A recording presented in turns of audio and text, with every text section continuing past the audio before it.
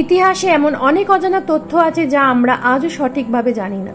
সেই অজানা তথ্য নিয়ে আজকে আমার এই বিশেষ প্রতিবেদন। আমি রিমি এবং আপনারা দেখছেন নিউজ প্রাইম বাংলা।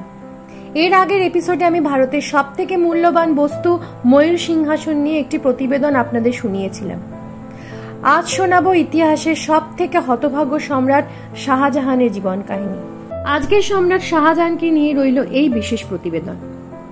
আজকে জানাবো সম্রাট শাহজাহান কে ছিলেন এবং জন্ম থেকে মৃত্যু পর্যন্ত সময়টা উনার জন্য কতটা কঠিন এবং দুর্ভাগ্যজনক ছিল। 5ই জানুয়ারি 1592 সালে জন্মগ্রহণ করেন শাহজাহান। মোগল সম্রাট আকবর ভালোবেসে নাতির নাম দিয়েছিলেন খোরাম। এই ছোট্ট শিশুটি পরবর্তীকালে সারা দুনিয়াতে শাহজাহান নামে পরিচিত হয়েছিলেন। ছোট থেকে ঘোড়া সওয়ারি তীরন্দাজির শখ ছিল। শাহজাহানের যখন 14 থেকে 15 বছর বয়স তখন তার জীবনে আসে এক নারী, যার নাম ছিল আরজুবান বানু বেগম। উনি সেই নারী ছিলেন যার ভালোবাসার নিদর্শন হিসাবে শাহজাহান মুমতাজ মহল তৈরি করেছিলেন এবং উনি মারা যাবার পর শাহজাহান তার ভালোবাসাকে অমর করে রাখার জন্য তার স্মৃতির উদ্দেশ্যে পৃথিবীর 7ম আশ্চর্যের মধ্যে একটি সেই তাজমহল তৈরি করেছিলেন।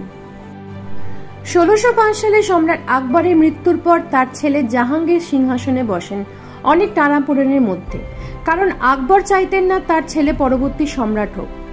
জাহাঙ্গীর তার শাসন ব্যবস্থায় খুব একটা উন্নতি করতে পারেননি, কারণ মদ্যপান আর নারী সঙ্গতে তিনি বেশি সময় দিতেন।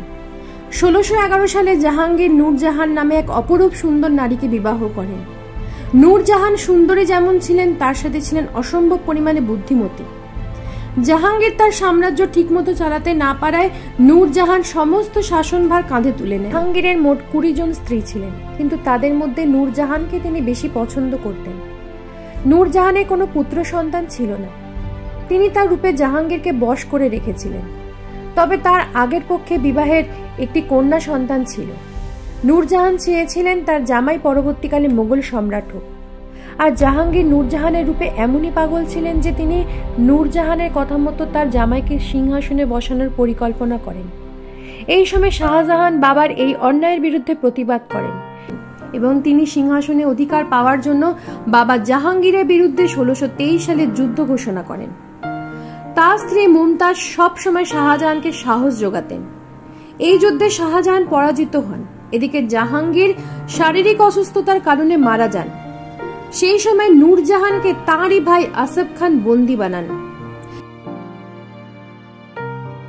আসফ খান চাইতেন তিনি মোগল সম্রাট হবেন। এরপর শাহজাহান আসফ খানের সাথে যুদ্ধ করেন এবং যুদ্ধে জয়ী হয়ে তিনি মোগল সিংহাসনে বসেন। এরপর শুরু হয় শাহজাহানের রাজত্বকাল। তার রাজত্বকালকে বলা হয় ইতিহাসের স্বর্ণযুগ। ভারত সেই সময় সব থেকে ধনী দেশ ছিল।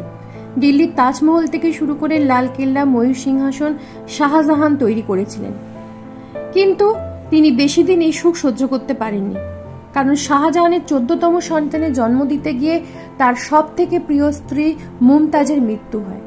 এতে শাহজাহান খুব ভেঙে পড়েন। তিনি প্রায় 7 দিন নিজেকে ঘরবন্দি করে রেখেছিলেন। এরপরে তিনি মুমতাজের স্মৃতির উদ্দেশ্যে তাজমহল বানানোর সিদ্ধান্ত নেন। 1631 সাল থেকে তাজমহল বানানোর কাজ শুরু হয়। শোনা যায় প্রায় 22 বছর ধরে এই তাজমহল তৈরি করা হয়েছিল। খরচ হয়েছিল বর্তমান মূল্যের অনুযায়ী 7,000 কোটি টাকা। শাহজাহানের 4 জন পুত্র ছিল, আর তাদের মধ্যে সিংহাসনে বসা নিয়ে ঝামেলা লেগেই থাকত। শাহজাহান তার সব থেকে বড় ছিল দারা শিকোকে বেশি ভালোবাসতেন এবং তিনি চাইতেন তার মৃত্যুর পর দারা শিকো সিংহাসনে বসুক, কিন্তু আর এক পুত্র অরঙ্গজেব চাইতেন তিনি সিংহাসনে বসবেন।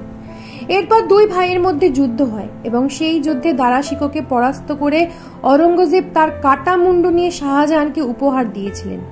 নিজের প্রিয় পুত্রের এরকম মৃত্যু সহ্য করতে না পেরে তিনি ধীরে ধীরে অসুস্থ হয়ে পড়েন। অরঙ্গজেব শাহজাহানকে আগ্রা ফোর্টের একটি ঘরে বন্দী বানিয়ে রেখে দিয়েছিলেন। গৃহবন্দী অবস্থায় তার দেখভালের দায়িত্ব ছিল তার বড় মেয়ে জাহানারার উপর। তিনি বিবাহ করেননি। সারা জীবন তার বাবার সেবায় নিজেকে নিযুক্ত করেছিলেন। তিনি তার বাবাকে মাঝে মধ্যে গোপনে একটি সুড়ঙ্গ পথ দিয়ে নিয়ে যেতেন তাজমহল দেখানোর জন্য। এরপর 1665 সালে 22 জানুয়ারি দীর্ঘ অসুস্থতার পর গৃহবন্দী শাহজাহানের মৃত্যু হয়। তার শেষ ইচ্ছা অনুযায়ী মুমতাজ বেগমের পাশেই তাকে কবর দেওয়া হয়েছিল। এই ছিল ভারতের সবথেকে শৌখিন সম্রাট শাহজাহানের জীবনের করুণ কাহিনী। এইরকম ইতিহাসের আরও কাহিনী আপনারা দেখতে পাবেন নিউজ প্রাইম বাংলার পর্দায়।